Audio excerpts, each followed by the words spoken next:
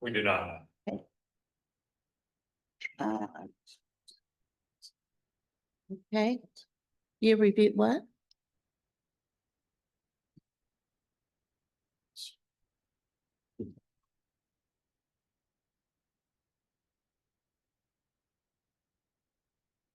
Okay. Roll call. So we have. Is Mrs. Elshman online? She is. Can you hear us, Megan? Yep, I'm here. Thanks. That's really pitiful. Can we hear you better? Okay. And Do I just we need to have- talk louder, maybe? I I'll believe try. Mr. Wagner was coming, but maybe delayed. Okay, I do not know about Mr. Garber. all right. No news. We will proceed then. Let's see. I did want to recognize tonight our athletic director, Ryan Landis. He was selected to be the president of and I'm not going to say the name of the state organization because I will butcher it, but of the Athletic Association. Do you know it? No, I was just gonna say, maybe, I was looking for it and I didn't. President-elect of the Pennsylvania State Athletic Directors Association. Thank you. So that's a great honor for him and recognition also of the great job that he does for us as well. So just wanted to say congratulations publicly to him. And with that, on the agenda, we have year-end review. That's up to you. All right, thank you very much. So for this evening's Ed Programs portion, we have a presentation reviewing the year and some of the work that's been done on the educational side of the house. This presentation will look a little familiar to you because it's the same presentation that I gave in August, telling you what we were going to do throughout the year. And now I'm just going back and sharing the progress that we've made. As I went through these slides and looked back to that August presentation, I was real pleased with the amount of work that was accomplished this year. So the first, if you head to the next slide, first thing we talked about was our administrative focus for the year. This was rolled out during our August administrative retreat, and our focus was on excellence and accountability. The previous years we had been focusing on service. We did a slight move towards the excellence and accountability buckets this past year. And then each principal and Act 93 member were to develop 3 goals this year for their evaluation. Those goals being, the first one was to be centered around communication or culture.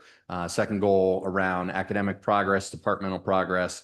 And the final one was about personal leadership. I know Dr. Musser and I have been completing end of the year evaluations here the past couple of weeks and have been engaged in plenty of conversations with our principals about the progress they've made on those goals. Some really outstanding work. We've had some buildings that have intentionally focused on celebrating students, contacts home, monitoring academic progress through some of the accountability tools that I'll talk about a little bit later in this presentation. But a lot of great work accomplished in those 3 goals. So that was a focus area for all of our Act 93 members and carried through the entire district. We are also working on some consistency from K to 12. The first being on the behavioral step system to document and to address minor behaviors. We had a version of this in place in the middle school and the high school. And with the work of Mr. Conrad, moving from the middle school to the high school, he brought a lot of the same language that they had been using at the middle schools to the high school. We use that same language now in the elementaries as well, and are working on documenting that those minor behaviors in Power School. So we have some consistency among all the schools, as well as some data collection. Our next step, and this is the one piece we're still working towards. I was hoping we'd be a little further along, but we're working to build some additional reporting and exporting capabilities in PowerSchool, so that once that data is in there, we can pull it out during our data team meetings and have some more proactive conversations. I have several principals who are doing that work by hand, and it is a labor of love. It does take a lot of hours to do, but I do believe we'll be able to move our tech tools forward to assist in that endeavor going forward. Do you have an estimated time you anticipate that? I- Be as finalized as you can finalize that? Some of that depends on the contractors that we're working with and just getting those tools to work for us. So I don't have an estimated time. I'm hoping by the beginning of next year that we can have something in place for our principals This fall, next June. this fall. Yeah, that'd be great. Thank you. And as you know, we've also been talking about bullying and cyberbullying as a focus for our district. So some of the ways that we address that this past year, we have brought forward the McGrath program. I know Mr. Maris has been interested in our progress. We have been working directly with the company through a grant that we received to develop this for Hempfield. This past year, we were able to train all of our district leaders in the Act 93 group to learn about the program and to become trainers so that we could roll this out with our staff next year. We also were able to run that training for staff for about 25 teachers. So piloted that training for them, received some good response on that. And the goal would be that next year we can run a majority of our professional staff through that training. Helps us with issues of harassment, of bullying, really tightens up the documentation and the response to bullying so that we can head it off before it becomes a larger issue. Also has some good reporting tools on the back end so that we have a team that is meeting monthly to address some of the safety concerns that we're seeing across the district and making sure that the follow through is happening at each of the buildings. So a lot of progress with McGrath this year. Ask a question. Yeah, go for it. So what's going to be the follow-up? So all the rest of the teachers are trained this coming year. Next year, yep, this next year, we're going to get the staff trained, and then the goal would be to have student training in place the year following. That's kind of the goal. Will that mean that thing will be implemented and how are we going to track anything to show if we're making progress? Yeah, in fact, the grant has some reporting responsibilities on the district that we do have to track the amount of Form As that we complete throughout the year. So that they can see how many investigations we're engaging in, things like that. So, yeah, that'll be in place. I mean, long term, we'll see, are we making progress? Bullying is occurring less because of this. I assume it's probably a long-term thing, though. It is certainly the goal is where our attention is, and any way that we can put a dent in any of the bullying harassment that's going on across the district is a win for us. So, yeah. We expect that in a couple of years, we should have some data to bring back to share the progress in that area too. Thank you. Absolutely. We also, Agent Jerry Mitchell from the Attorney General's office returned to Hempfield for his 7th year. He gave a presentation in all of our schools. Again, this was a 7th year. I was surprised it was that many, but 7th year in a row that he has come and presented to all of our students. Brings a slightly different age appropriate message depending on if he's speaking to elementary students, middle or high school students. But he is able to bring the real world applications and case studies of incidents that he has dealt with or his office has dealt with to students to help share that message of the implication of some of their actions, especially online, that might never disappear and were a lot different from the days when we were growing up. So we were happy to have Agent Mitchell back with us this past year. Unfortunately, I got a message at the end of this year that Agent Mitchell is not going to be in the Attorney General's office, so we'll have to look at a different direction for next year. But it has been a great relationship for us throughout the course of the past 7 years. We also, for our social emotional learning, had our second step implementation in the elementary. We came back and provided a year 2 presentation for you on the progress that's been made there. And then the middle school picked up a new program this past year called Brain Tracks. They were able to provide staff development to all of their staff in the September in-service on executive functioning skills in the classroom. And along with that program, they also offered monthly virtual programs for our parents, which were offered each month this year. I don't know if the attendance was as high as they'd like, but the attendees that did participate felt that the program was very worthwhile. So they were pleased with what they got out of Brain Tracks this year. But all of those were areas that we work to address the bullying and cyberbullying skills across the district. And then also, as we talked about at the beginning of the year, this was a big transition year for us as we prepare for the new science standards. So middle schools were actually our first grade levels to be implementing the new STEEL standards this year. Biology is working on preparing for next year implementation. And as you know, we just came off the heels of the elementary pilot. So we will also be implementing those standards in our K to 6 grades as well next year. So those are a lot of things that we were looking towards throughout the year, a lot of progress made in those areas. Then we looked at each of the individual levels, some specific areas that we were focused on. In the elementary, we had just finished the ELA pilot. So we were in year 1 this past year of our ELA curriculum implementation. We had brought 2 coaches on from Great Minds to help us with that implementation. Lots of grows here. I just recently, in talking to a couple teachers about how the Wit and Wisdom implementation went this past year, I got a couple quotes such as, "Wit and Wisdom has reinvigorated my love for teaching. It's been a great program." Another teacher reported that the student conversation in their classroom is deeper than they've ever seen for their years of teaching. The grows are certainly learning the pacing and the big picture of the program. That was a challenge as it is pretty comprehensive.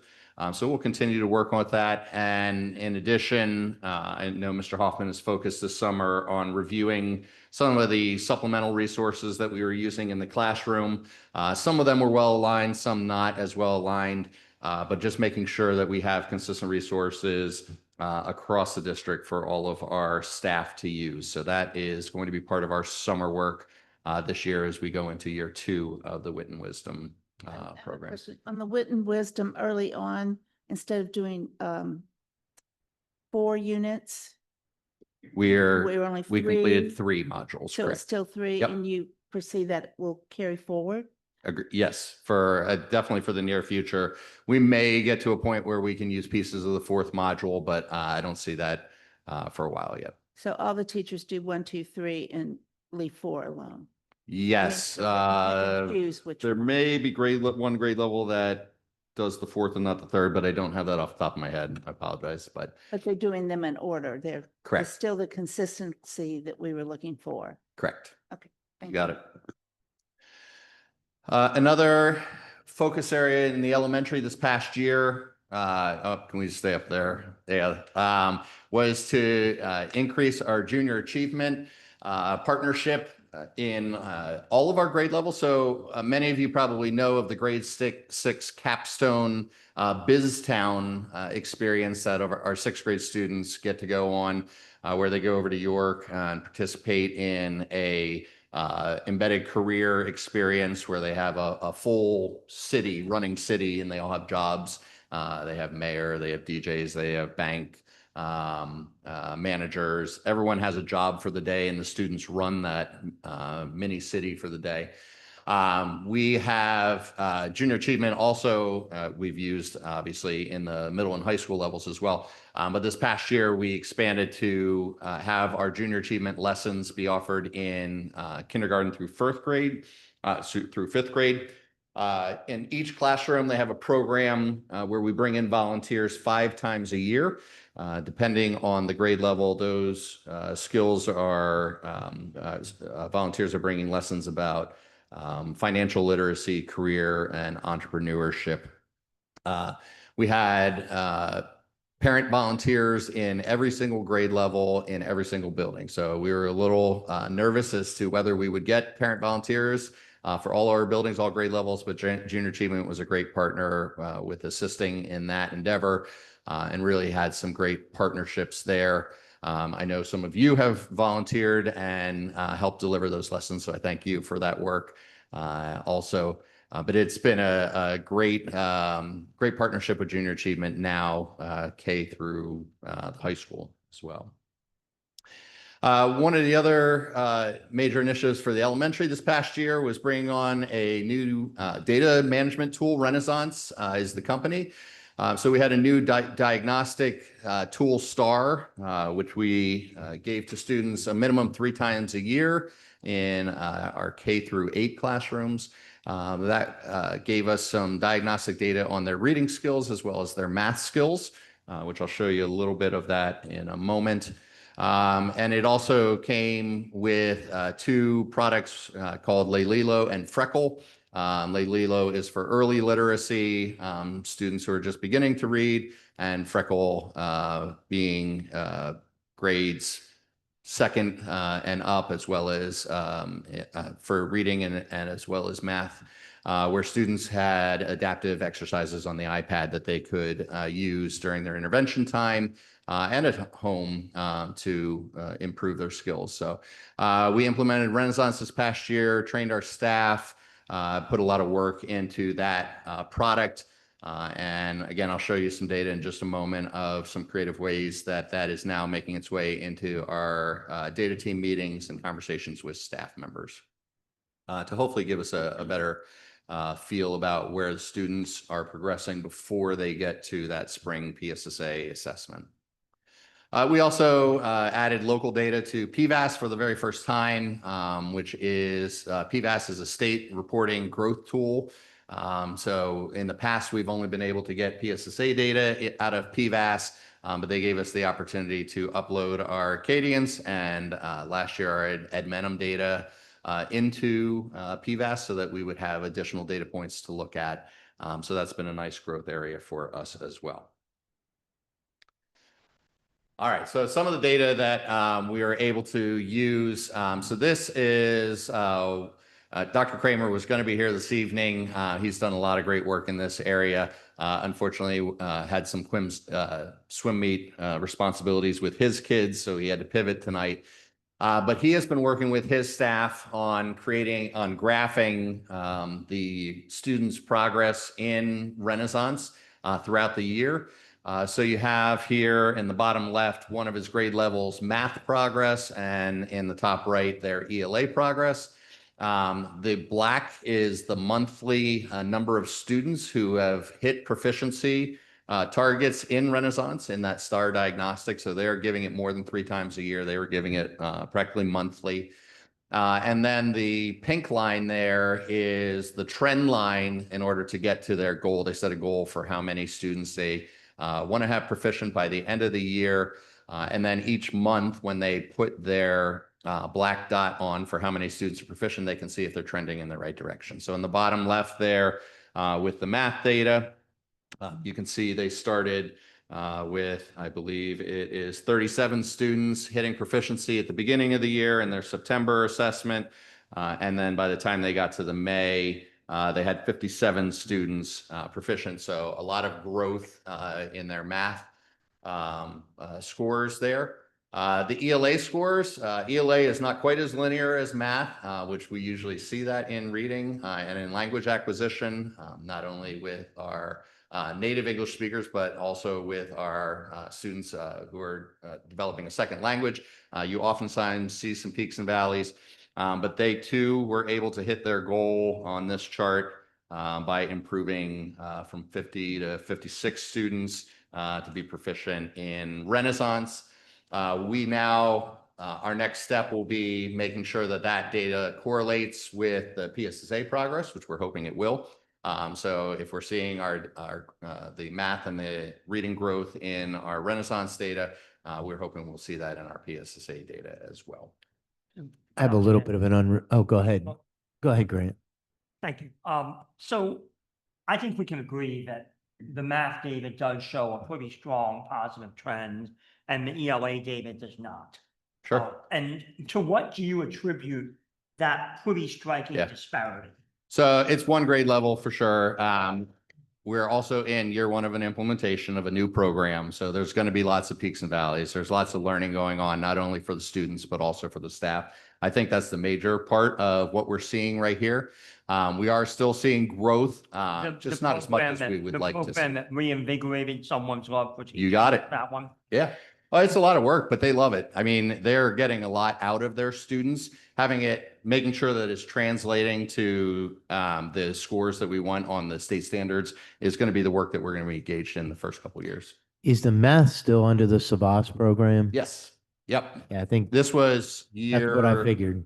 2 of full implementation of the math scores. And then the ELA was the first year for that.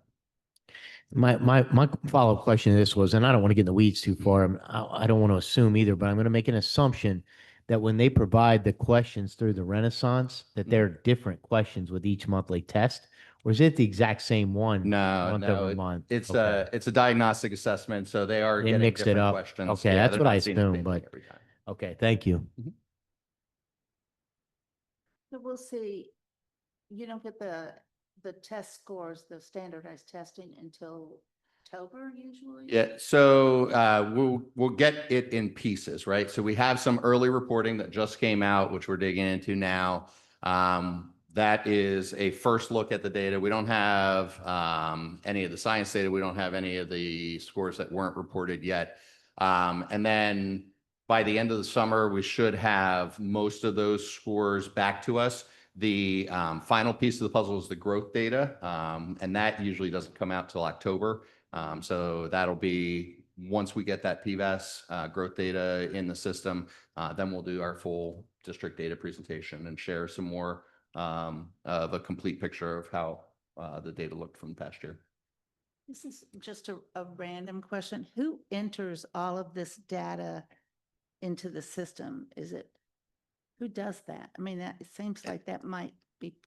That is the state PVAS team. So they are charged at the federal level, it's EVAS. At the state level, it's PVAS.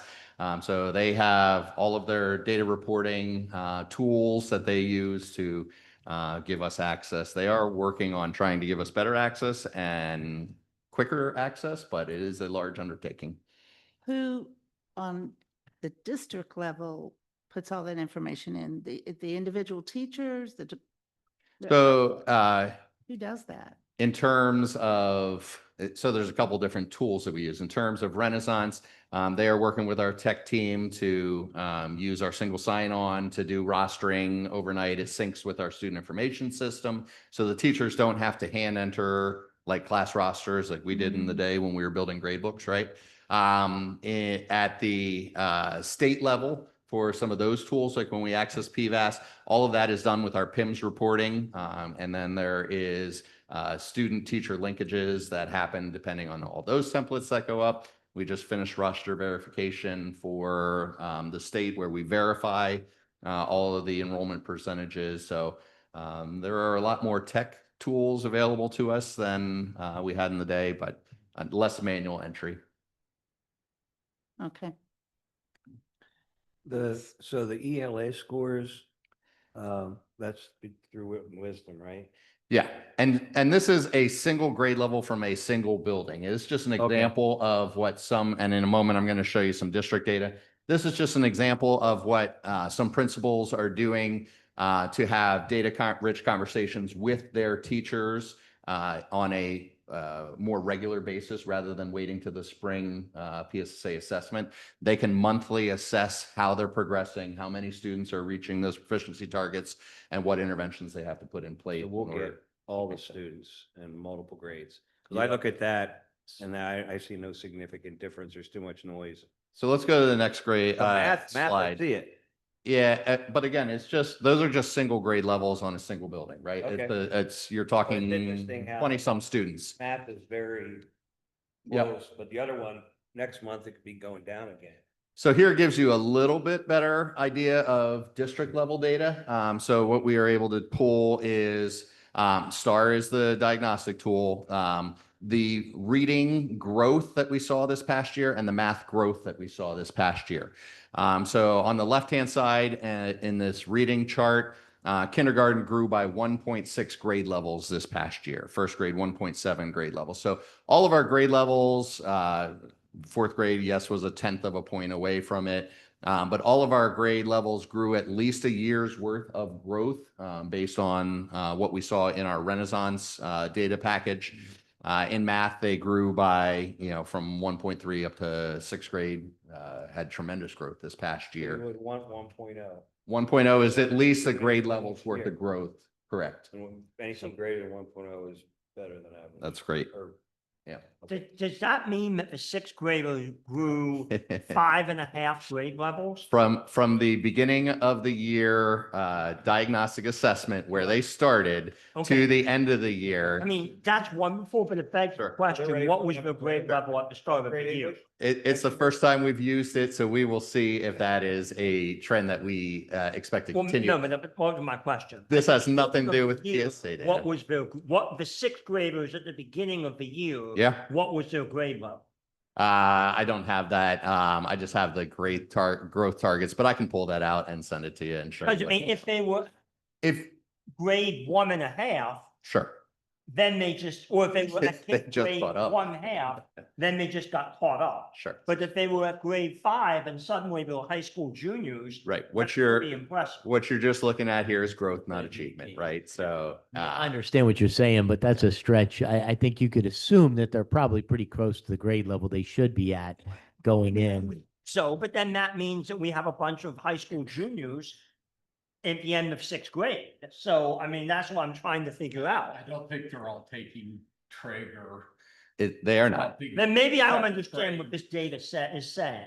It's showing from the beginning of the year to the end of the year, they saw tremendous growth in their Renaissance diagnostic math grade data. So we expect that, we would think that the sixth grade PSA data would be strong next year. The Savas program is working. Doug, I have a get question. that piece of it, but I'm not going to say it's not. That's great. What, didn't we? The see- big thing, Grant, that we wanted to see here, sorry, Linda, is that our students were showing at least a year's worth of growth in both reading and math when we were looking at this data. How accurate beyond a year's growth is, this is our first year using data. We will tease that out, but it is at least promising data. sure, yes. So if I'm remembering correctly, it Mhm. was fourth and fifth grade math that they were having issues with? So our fifth grade math is traditionally one of the hardest PSSA grade level tests. Our data typically drops in fifth grade, again in seventh grade, which is a transition year. Historically, we've seen that in our data. We will see if that holds true again this next year or not. The math data across the state, not just at Hempfield, but across the state is traditionally a lot lower than the reading data.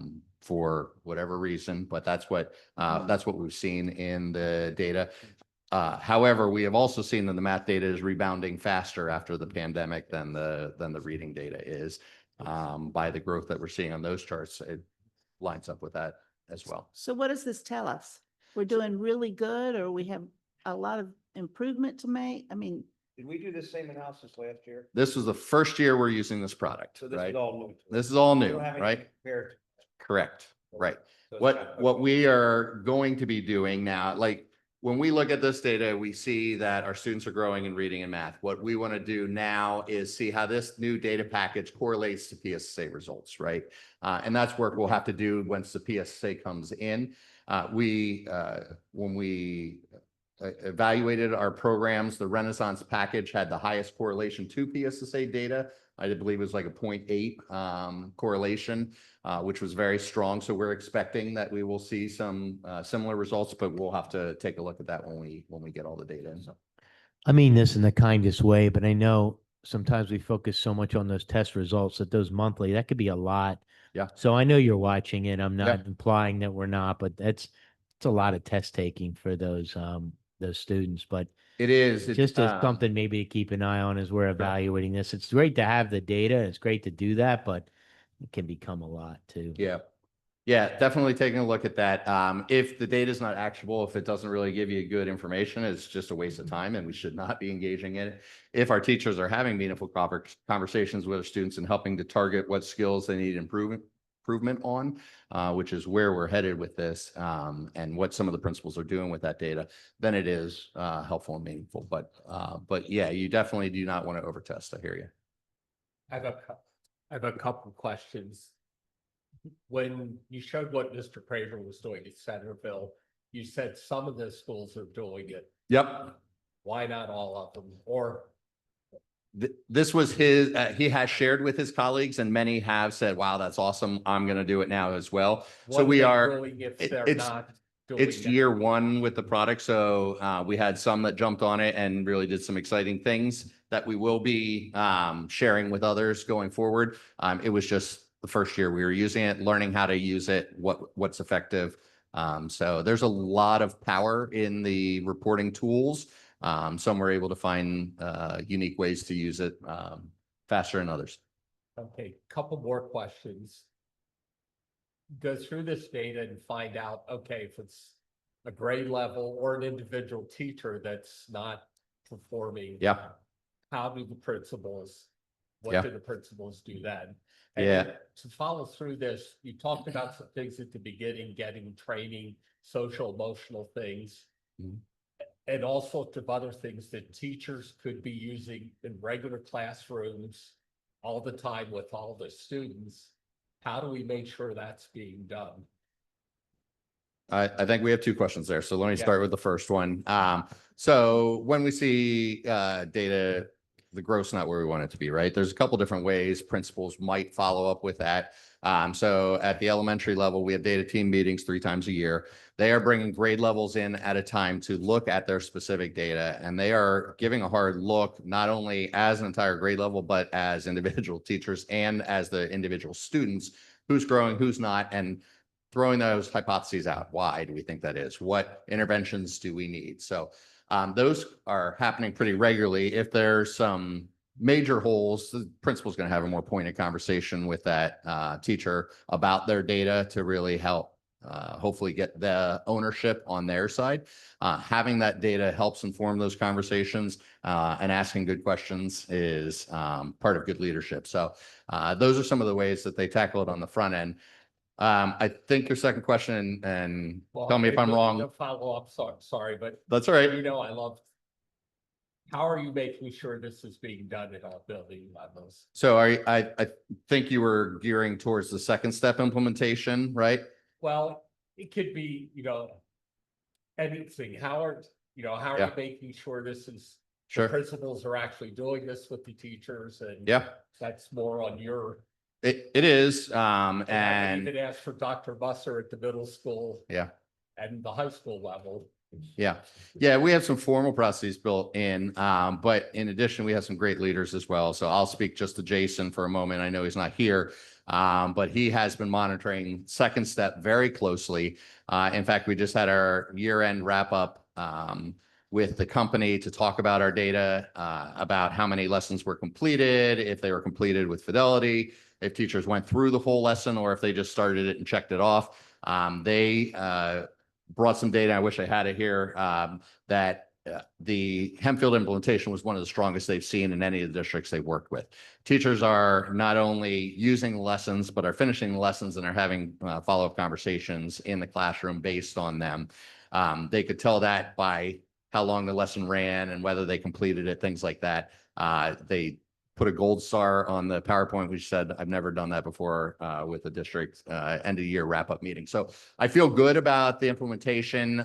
It's not just checking a box. It's actually hopefully having meaningful impact in the classroom. But it is, I mean, you pointed out correctly, it is a lot on the leaders in the building and making sure that they are having those follow-up conversations with their staff members.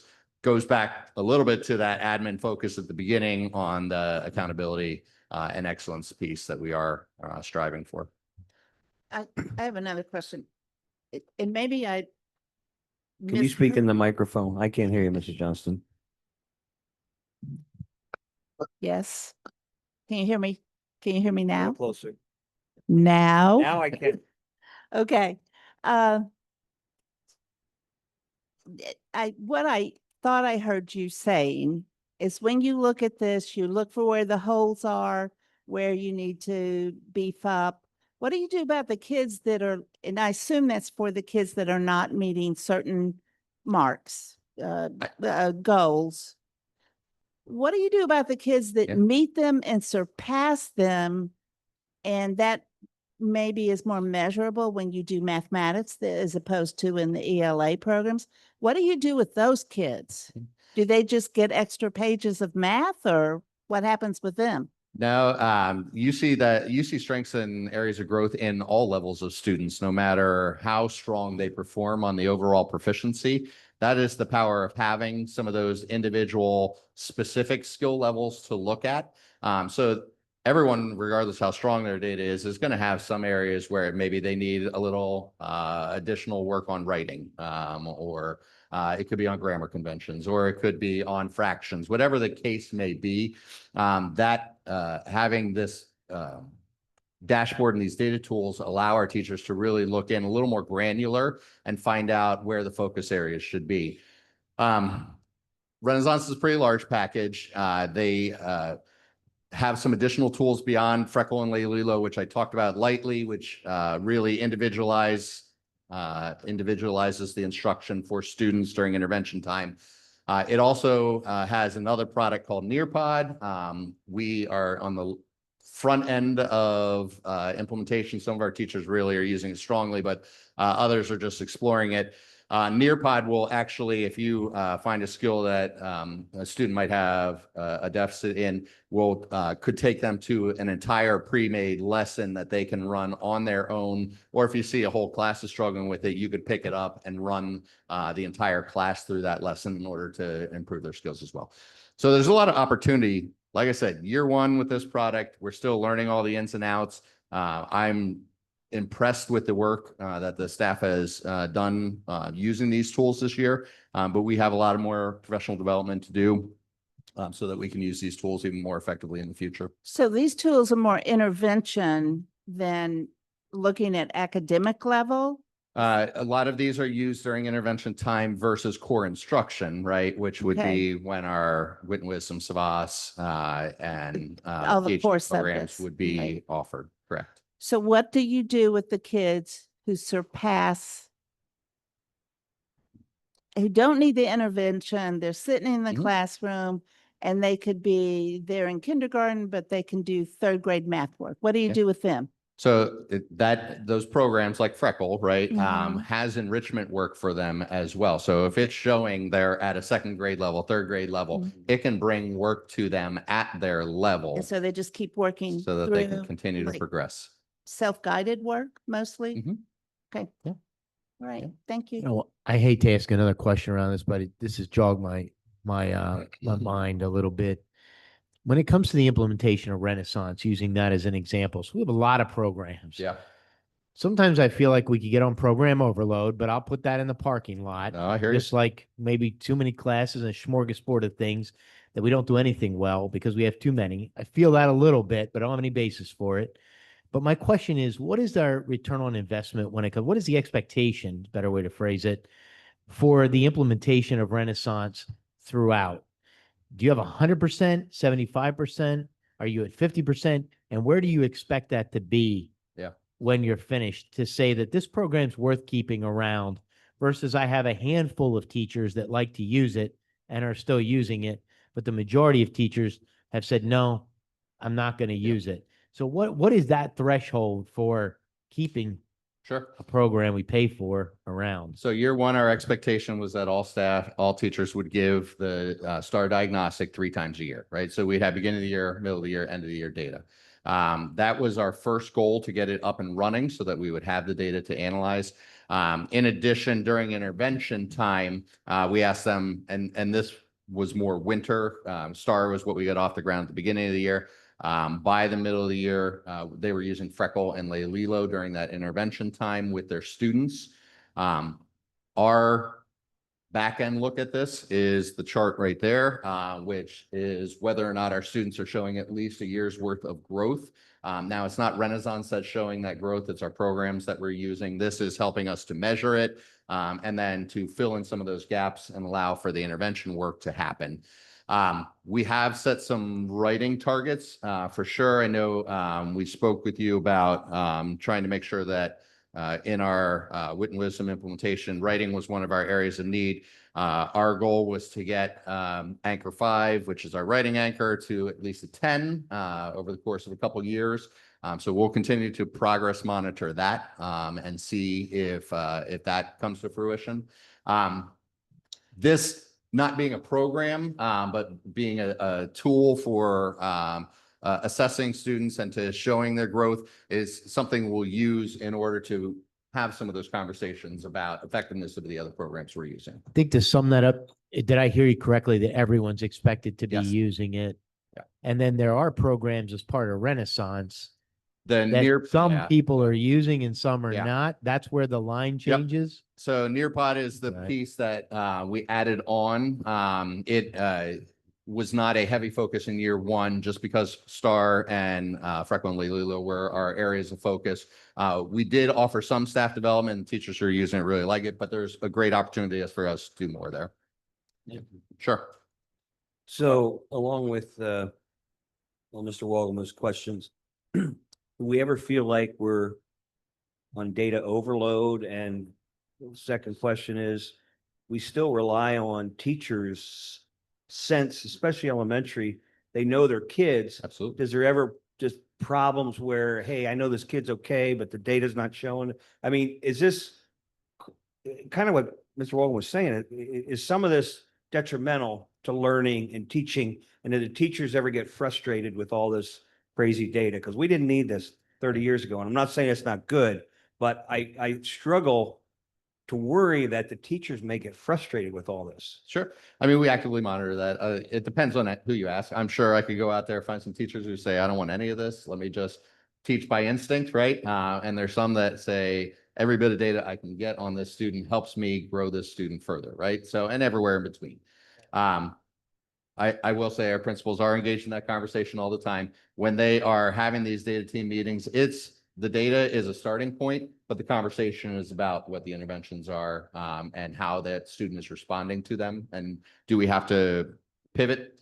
I will say in one of my end of the year evaluations with a principal, we were having a very similar conversation of here's what the targets were at the end of the year. Here's where we think the growth is going to be. The students who we thought were going to reach this and didn't, we can have conversations with teachers about why that is. And those who we didn't think were going to make it, but did, like, what were we doing there? Can we capture some of that so that we can use it next year to be a little more strategic? So, I mean, if you're going to ask me, I'm a data guy. I want to get as much data as I can, right? Understood. To me, that is exciting. Not everyone's programmed that way. I get it. I just know a good teacher, especially elementary, they'll reach their students and they'll know each individually. And I could see them getting frustrated with data. But and the state's making us do all these tests, so we have to take these programs, but I sometimes worry, are we so involved in all this data analysis and all these programs that maybe we're losing some? I'm just worried. Certainly something to pay attention to. So, Thank you. yeah. I suspect most of the teachers, as they use this data and depending on how long they've been teaching, that they learn what they need to pay attention to or which data points are the most instructive and helpful to them. And then the other stuff they look at and they go, okay, and just go to the next page. Sure. They've got to learn to filter that. And we have really good, smart teachers and they're getting more and more experienced with this. So I suspect they're pretty vocal about, I don't like that part. I like this part. So not that that's entirely answering, but I think just like you said, you're keeping your eye on it and maybe also to see which teacher seems to be kind of drowning in this is too much. I don't know how to have a filter, to use this well. I'll try and put a bow on this real quickly because I still haven't even moved off the elementary focus. But I will say probably the greatest takeaway from me is it depends on the visualization on the back end, right? If you give that assessment like a PSA test, and then 4 months later you get the results, like what am I doing with that data, right? That's where the teacher's going to be frustrated. If I'm giving an assessment that within 5 minutes, I can see where that student is, and I can make adjustments to my instruction based on that data. Teacher's going to respond to that. That's what this does. That's what this does, But right? This gives PSA us say more. we have to wait how long? They're not going to see that data until the fall. Why So is that? Why, that's our good old government not being efficient? some of it's efficiency, some of it is about having to do the back end enrollment, attendance, roster verification pieces to line up the data. There are a lot of hooks on the back end that the Okay. state needs to make sure are in good shape before it. I mean, if they're evaluating schools and districts and teachers on this, that it's all right and aligned before it can be released. Okay, so They had that, one of the promises that they've made about online testing is we're going to get results earlier, but we'll see. We'll see. I mean, to me, why should you have to wait 4 months for data? Like I said, like that's They meaningless. gotta make that faster. Agreed. Sorry. This is. All right. Eshelman. Yeah. Mrs. Eshelman has a question. Yeah. She, Dr. Danders, just had a question here. She's having a little bit of problem with audio, but could the sixth grade jump in math have to do with breaking into 2 levels? Enabling some students to take algebra in 6th grade and having smaller class sizes for the other 6th grade math classes? Or is this something just to continue watching? Yeah, I think there's a couple hypotheses. I don't, that one we've seen for a number of years, so I don't think that's anything specific to this year. In some of the reflections, talking to a couple principals, some hypotheses are out there. We are using another program called Get More Math, which does a lot of spiral review. And I know at least one of my principals attributes a lot of the growth that we are seeing in 6th grade to that design in math instruction. And we're hoping to capture that a little bit more and bring it down to the other grade levels. It could also just be an anomaly in the data. We don't have enough of a look at it to really explain it quite yet. All right. I'm going to move to the middle school if that's all right, and take a look at what their focuses were in August. So in August, as I said, science curriculum implementation was their focus. We were all preparing for the 25-26 standards to be in place across the state. Middle school, 7th and 8th grades implemented that this year. So they were a little ahead, and with the work of Mrs. Dicely and the science teachers, they have been implementing this past year successfully and really working hard to get the new science curriculum up and running in those grade levels. As you know, we also expanded our SRO program to bring in Officer Brown at the middle level, which we saw tremendous progress with having him in our schools, the conversations that he was able to have with students. We saw anecdotally some of the tracking that he did on seeing a student who's having a bad day, checking in with him, next day student coming back and responding just like his world had been turned upside down. So some of those connections that he has made with some of our students who maybe don't always have a strong connection in the middle level at school was tremendous and really a great testament to the work that he's done at both CMS and LMS. It did allow us also to realign some of our security staff so that they are having an additional touch in the middle schools. And I know Mr. Gleason spent a lot of time and effort building up all of that team. So real pleased with that progress. I already talked a little bit about Brain Tracks and how we offered that this past year, both to our staff and to our parents. And it's hard to believe, but this past year was really the first year for Mr. Cox and Mr. Paul in their leadership roles. So they have fit in tremendously, done a great job leading their buildings and really putting a stamp on Hempfield. So those were a lot of things that they were looking to do this past year, and I would say to great success. The high school, their focus, as you know, first and foremost was all in. And I give a lot of credit to Dr. Brossman. He really knows how to make a theme or motto come to life. It was tremendous to me that when we sat at graduation, I think every single graduation speaker used the phrase all in, right? It was ingrained in everything we did at Hempfield throughout the course of this past year. So they really worked hard to bring that to life, spoke with their students about it. They had tremendous progress in academics and athletics and the arts this past year. That was really a focus area for them.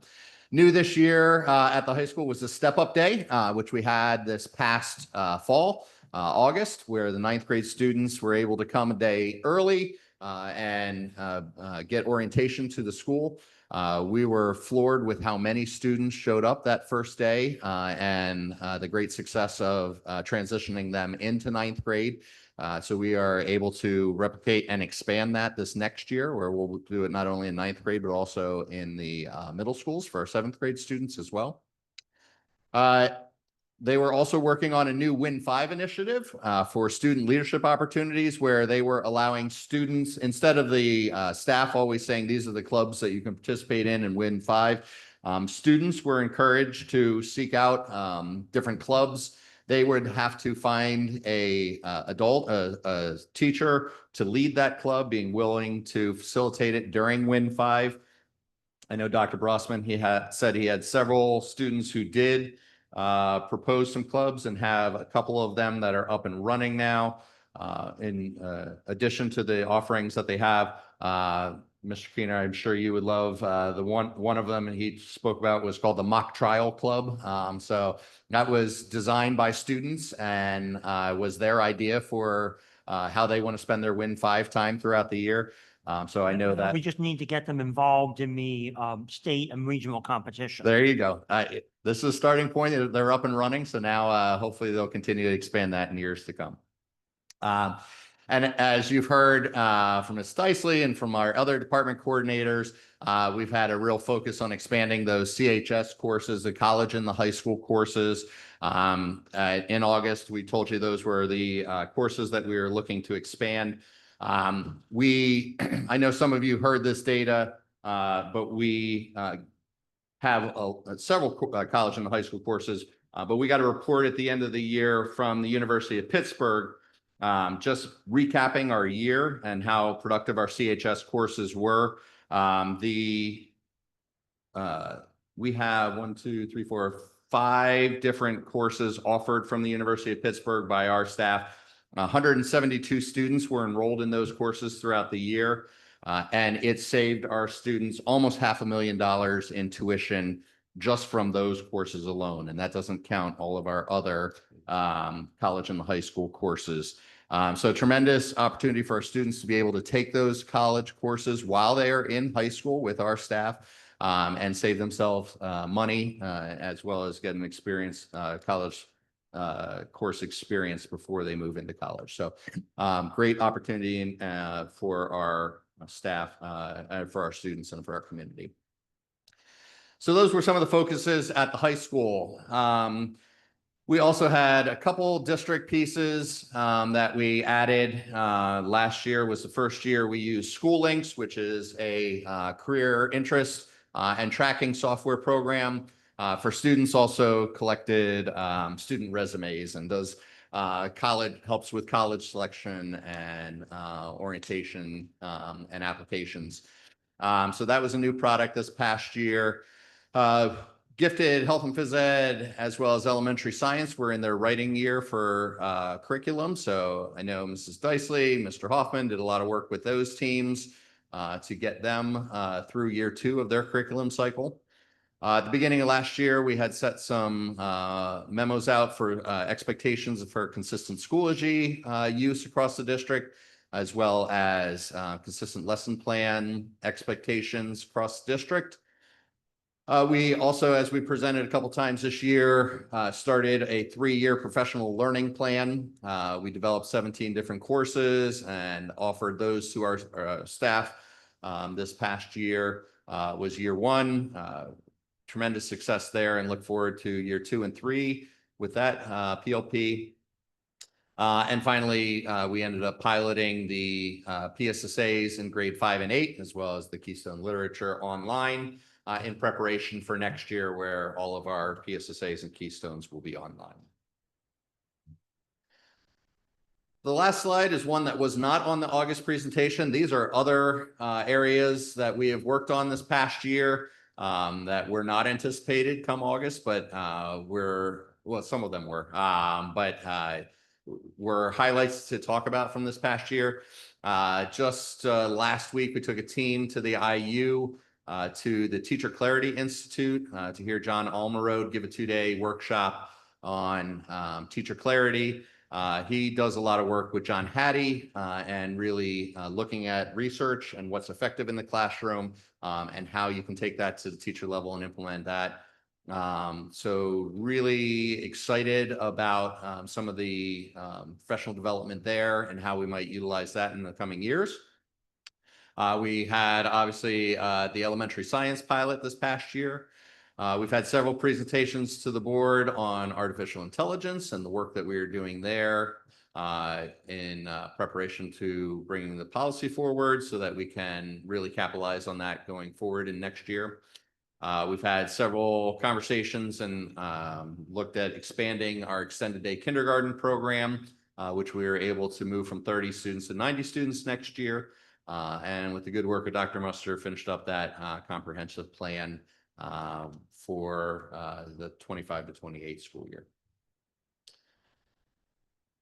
Lots of stuff this past year, lots of exciting stuff, really impressed with the team and how much they came together to bring Hempfield forward. Looking forward to coming back in August, talking about what we'll be doing and focusing on for next year.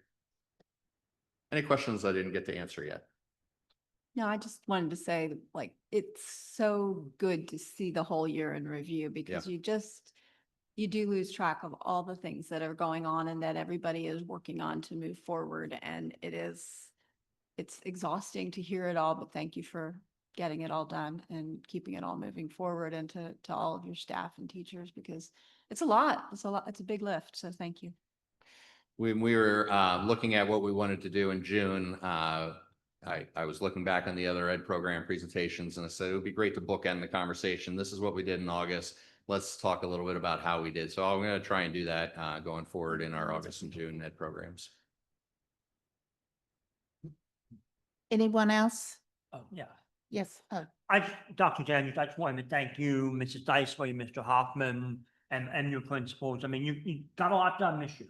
Yeah. It was a heavy lift. You got a lot done. There's more work to do, but I'm encouraged by what I'm seeing here, and I commend all of you for your efforts in that regard. So thank you. Thank you. Appreciate your support. Well done. Anyone else? Okay, that concludes the education and programs. All right. Meeting. Thank you, Mrs. Johnson. Before we move into policy, personnel, legal, does everyone want to take a quick recess, or are we ready to keep going? Should be good. Okay. All right, so tonight we have 4 policies for first reading consideration. And we will start with policy 7081, lending of technology equipment. There are no recommended changes, but Dr. Muster, do you have anything to add? I really don't, outside of the fact that I did have Mike Graham, who was unable to be with us tonight, look through this to make sure that this is still applicable, still meets the needs of the district. This is a policy that's coming to us because, as you can see on the screen, last revised in 2016, as I'm trying to get everything in the 1920 and sooner range. So we're going to continue to work our way through the 700s, but we don't have any recommended changes for this policy. All right. Does anyone have any questions or concerns about 7081? Mrs. Eshelman? Mrs. Eshelman? No, I'm good. Okay. All right, we will go ahead and move 7081 to second reading at the July board meeting. 710, use of facilities by staff, and there are some proposed revisions for this one. So I do want to thank Mr. Keener for reaching out. There was some clarity policy that we wanted to make sure that was a little more readable and a little more applicable for our staff. So we can see the adjustments that we made there.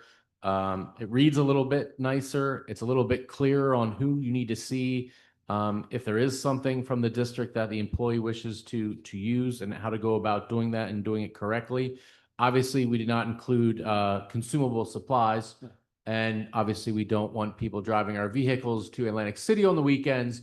But outside of that, we just kind of cleared up some of the language in the policy, made it a little more easier to follow. But we also, at the same time, saw no reason to put onerous barriers in front of employees who wish to borrow a post-hole digger for a weekend project. So any questions or comments about 710? Mrs. Eshelman? All right, we'll go ahead and move 710 to first reading. All right, 716, integrated pest management. Yes. No recommended changes. I remember this one from when I first came on the board, and I thought it was kind of funny then that we have a policy around this, and I still think it's funny, but there are no recommended changes. Admittedly, not my expertise. I did have Kim James go through this policy to make sure that the district's obviously still following all the policies, because it's a great example when we're reviewing them to see if we're missing any pieces or we have to make any adjustments. And she said this policy continues to serve the district and is appropriate and up to date. All right, any questions or concerns about 716? Mrs. Eshelman, No. is she still with us? Yes. Okay. All right, we'll go ahead and move 716 to second reading. All right, and then finally 815.1, artificial intelligence. Just a procedural note on this one, so that if it's the board's desire that this policy be implemented in some form, to give the administration as much time as possible to roll it out. The plan would be to move it to first reading at this coming Tuesday's Building and Grounds Finance meeting, and then second reading at the July board meeting. And then that gives more opportunities for the administration to roll it out with the faculty. I'm very proud of the team that worked through the AI piece. It's been something we've been engaged in somewhat for 2.5 years. I'm not going to stand here or sit here before you and say that this is it. This is going to be the policy that's going to take us through the next 5 years. But I think we used a combination of some PSBA language, used a combination from some attorney language, and we used some educational language from trainings and seminars we attended. We feel like this gives the district a great starting point and gives our teachers a green light to move forward and start to really engage in some of those AI pieces with our students. And we know that because they're engaging with students and we're starting to see this more, we know it's going to raise questions and that we may have to revise the policy at some point. It may be something we can handle in an administrative regulation. But as we've talked about this policy for the last 3 months, I feel like we've accurately captured most of the concerns and are ready to move forward with this policy. To that end, I'm wondering if the chart of, I think it comes under the academic honesty section, if that is better served in an administrative reg of how that's to be implemented. I can see that needing to be tweaked and adjusted once it's implemented. And I'm wondering if the wording around academic honesty could be tightened up and then to be implemented by coming in an administrative reg. We can certainly add additional language to it. I am actually curious because you don't see a lot of charts in policy. So I'm actually not sure how PSBA is going to implement that in its current structure anyhow. So it might be something we can move to an administrative reg. I was also thinking it's probably something we'll do a one sheet on, something in our handbooks. It makes a lot of sense to be placed in areas like that. I think that's where I see that graphic being used more than not. I guess I just don't know how to refer. There's pieces of it that still make sense in the policy, the way the policy is referred to. I just don't know that I want to break that apart, but I think we can place it in other areas like handbooks and our website, maybe acceptable use policies and so on. Additional questions or comments? I'm not necessarily recommending we change this as part of this policy. I think it's been vetted fairly well, and it's not anything that's a major concern. But one thing I thought about when we first went through this was that the AI assisted editing section of the chart, AI is used for editing, refining work, but did not generate the content. Student must disclose how the AI was used. I just wonder how easy that's going to be to police, and I feel like that's the student still generating the content. And I wonder if a required disclosure there makes a lot of sense. It would be like taking an email or a paper and having it review it for, commas and grammatical appropriateness. I suspect that's happened and been happening a long time already and might be a little bit. I think you see a lot of disclosures all the time, every time. And I'm wondering if that's necessarily needs to be disclosed.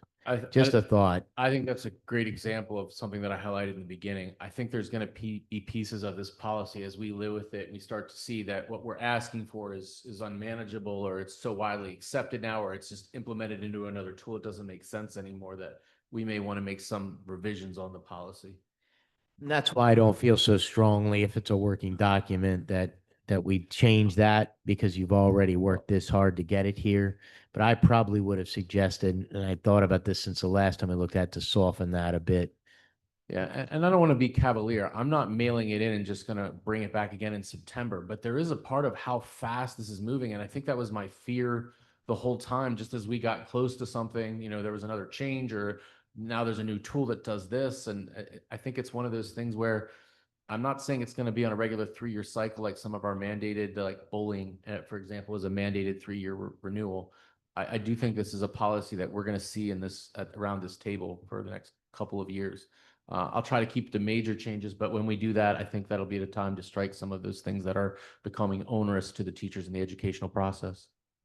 Well, and they'll just stop doing it and stop policing it, and it'll just become it's acceptable. Again, I hate to keep drawing parallels to the internet and dating myself, but there really is a lot of truth to be said to how the internet was first brought into schools and where we're at with it now. So I think that'll progress in a similar manner.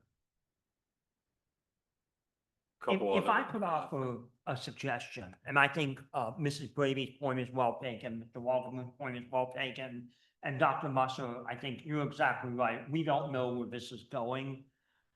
I would offer the suggestion that we move the policy forward in its current form, but add a line that says the board shall revisit this policy begin in May of 2026, June of 2026, after its first year.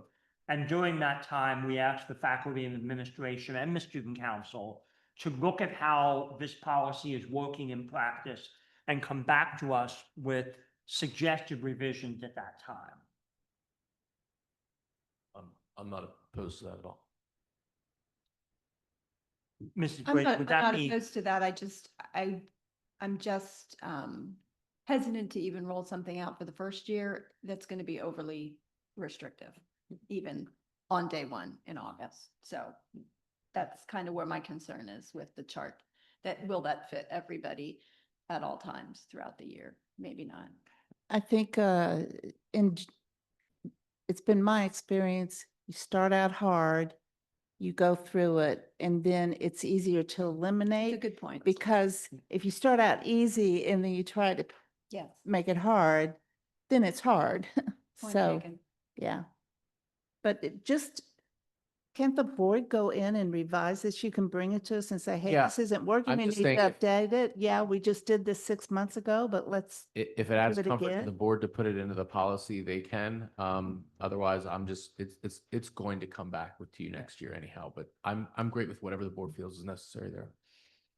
Does Mrs. Eshelman have any comment? Yeah, I was just gonna say, Mrs. Eshelman asked, she basically said that's exactly where she was going with being able to possibly change or look at this policy on a more regular basis. And or reasoning from the IDEA or ADA or other, is there any, reason others weren't included in the policy? Was, what? Can you just put a comment up on the screen so we can just, I can't, I'm just reading it verbatim what it is. Reasoning, IDEA, ADA, or others weren't included in the policy. I'm not sure what the question is. yeah, I'm not. It's, I assume she's sending you a chat message. She is, yep. You chat GPT did.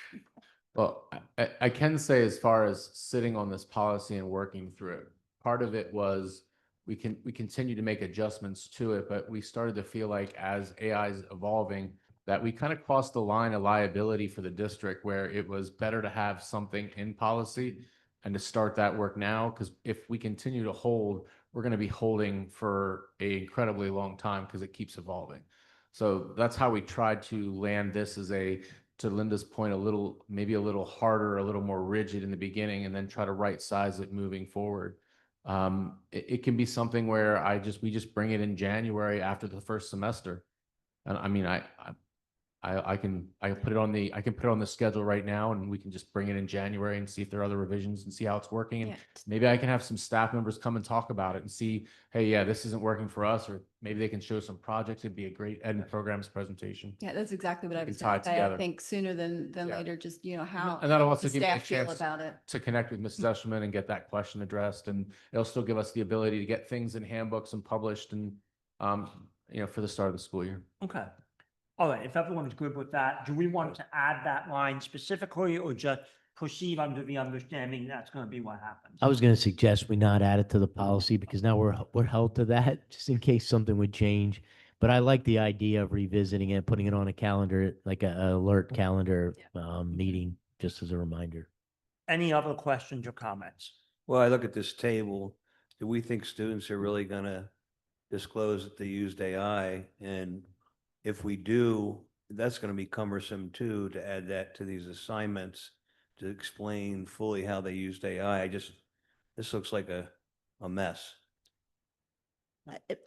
I guess time will tell. Mr. Yeah. Yeah, I think we could overthink this, and I was going to say Yeah, this that's right. earlier. That's right. I mean, I I don't. think you just have to roll Yeah. with it and let it figure it out Yeah. because you could wrap up so many scenarios. We'd be here like the tax Yeah. discussion for the next 6 hours and we wouldn't get Yeah, anywhere. I agree, but it's just, the And- student's really gonna do this. And you should see some of the stuff that's in some of the other sample policies that are even more that we took out. We're like, no way, that can't function for us. We feel like this is a good starting point for us. I've been wrong before. I think it's a good starting point, even though I might have tweaked a few things. I just don't think it's worth tweaking it until we try it. Are students gonna be presented this at the beginning of the school year? How It'll- are they gonna know about this? So this would fall under, it'll be in their handbooks, but it'll also be something at the meetings that they have as their groups. So the high school has different meetings with each grade group. Middle school has their meetings. They'll cover all those things in those meetings. This would go under like a new rule. So that'll be covered as the opening assemblies. You say middle school and high school, I would assume those upper elementary, maybe even third graders, they're pretty smart. Yeah. They would need to know Right, this as and a lot of well. those will be like class meetings. Right, um, and they're build more that in. Classroom structure than it is in the secondary world. They're gonna, there's no telling what they're gonna do when they get to high school, but they need to start somewhere. Some of the elementary kids are very, very good with the technology. Absolutely. It's a little scary. They're using it, yeah. They're Oh, yeah. using it now. Oh, yeah. Yeah, say goodbye to your normal report. All right. Well, unless there's anything further, we'll go ahead and move this to first reading at the June 24th